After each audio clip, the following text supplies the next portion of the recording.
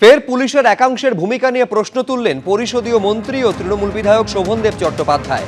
উত্তর 24 পরগনা রহড়ায় রাতের অন্ধকারে পুকুর ভরাটের অভিযোগ ঘিরে উত্তেজনা তৈরি হয়। গতকাল খবর পেয়ে ঘটনাস্থলে যান মন্ত্রী শোভনদেব চট্টোপাধ্যায়, আর সেখানে গিয়ে তিনি দেখেন মাটি ফেলার কাজ চলছে। এরপরই পুলিশের ভূমিকা নিয়ে প্রশ্ন তোলেন তিনি। বন্ধ করে দেওয়া হয় পুকুর ভরাটের কাজ। মাটি কাটার যন্ত্র এবং একটি ডাম্পারকে আটক করেছে পুলিশ।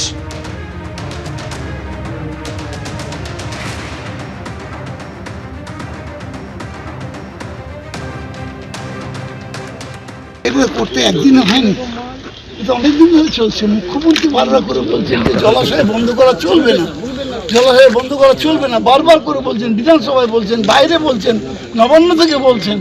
আপনারা তো সরকারি কর্মচারী, সরকারের সব কিছু দেখার দায়িত্ব আপনাদের।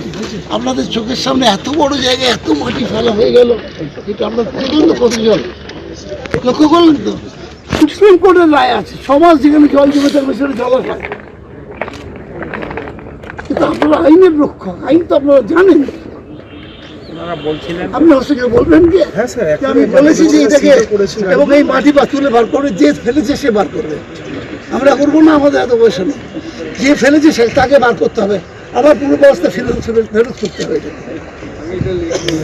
আমি ফোন করেছিলাম, বললো ওসি এখন রক্ত দিচ্ছে। কারণ ওসি রক্ত দিচ্ছে বলতে পারলাম না, বুঝতে পারলাম কিসের রক্ত হচ্ছে। ওটা রক্ত দিচ্ছে না রক্ত তৈরি হচ্ছে আমি জানি না।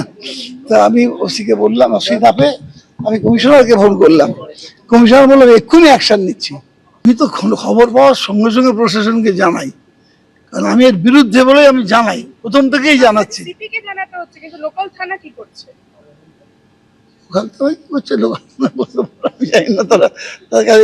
যারা রিমেডি চাইছে তারা পাচ্ছে কিনা তারা বলতে পারবে। কল্যাণী হাইওয়ের দুধারে অবাধে জমি ভরাট হচ্ছে। একটা 4 থেকে 5 লাখ টাকা প্রতি কাটায় একটা রেট ফিক্স করে দেওয়া আছে।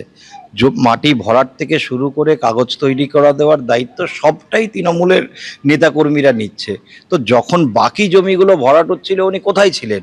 আজকে এই জমি ভরাটের থেকে ওনার কাছে হয়তো টাকা পৌঁছায়নি, সেই কারণে উনি আজকে এটা নিয়ে প্রতিবাদ করছে। ওনার ছেলে তো কল্যাণী হাইওয়ে দুধারে সবার থেকে টাকা তুলছে।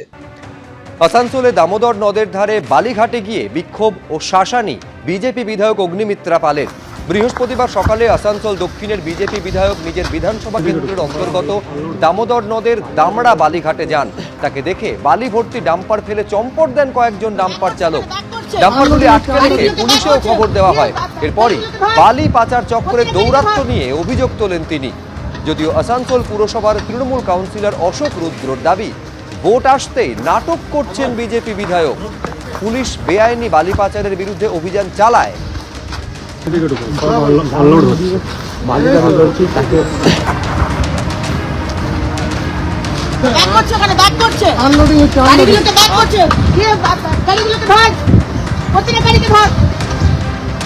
আসানসোল দক্ষিণ বিধানসভায় দামোদর নদী থেকে বালি চুরি হচ্ছে।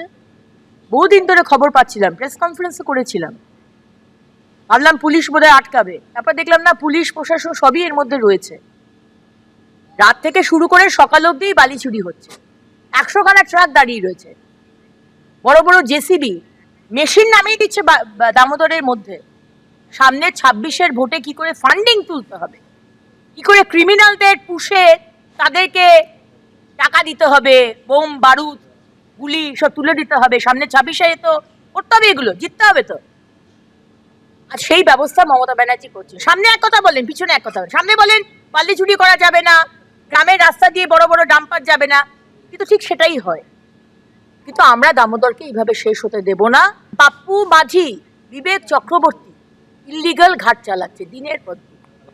উনি কি করছেন সেটা উনি বুঝতে পারবেন। উনি মাঝে মধ্যে আসেন তো আমাদের এখানে আসানসোলে, মাঝে মধ্যে এলে এমন কিছু করতে হয় যে উনি এসছেন সেই উপস্থিতিটা বোঝাবার জন্য। ময়নায় বিজেপি নেতা খুনের ঘটনায় আরও এক তৃণমূল কর্মীকে গ্রেফতার করা হলো।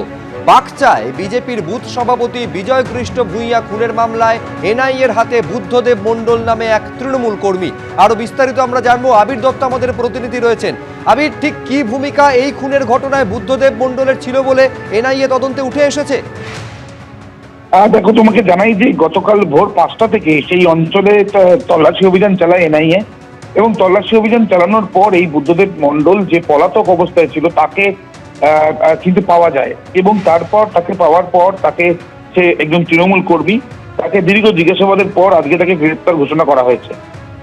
এই যে গ্রেপ্তার করা হয়েছে তার পেছনে কারণ হচ্ছে বিজয় কৃষ্ণ ভূঁইয়া, বিজেপির ময়নার বাগচার সে নেতা, এবং তাকে যে খুন করা হয়েছিল এই যে অভিযোগ উঠেছিল, এবং তার পরবর্তীকালে স্থানীয় পুলিশ এবং তারপরে এনআইএ তদন্ত করে বেশ কয়েকজনকে গ্রেপ্তার করে।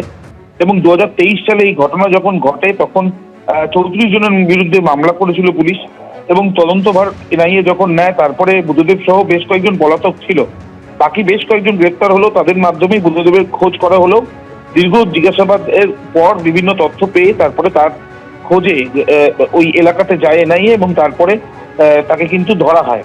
এবং ইতিমধ্যে যেটা জানা যাচ্ছে যে এই যে ঘটনায় আর যাদের যোগ রয়েছে সেই বিষয় নিয়ে আরো বেশি তথ্য জানার জন্য এই বুদ্ধদেবকে জিজ্ঞাসাবাদ করে সেটা পেতে পারেন, এমনটাই আশা করছেন এনআইএ অফিসাররা। ধন্যবাদ আবির। এবিপি আনন্দ, এগিয়ে থাকে, এগিয়ে রাখে।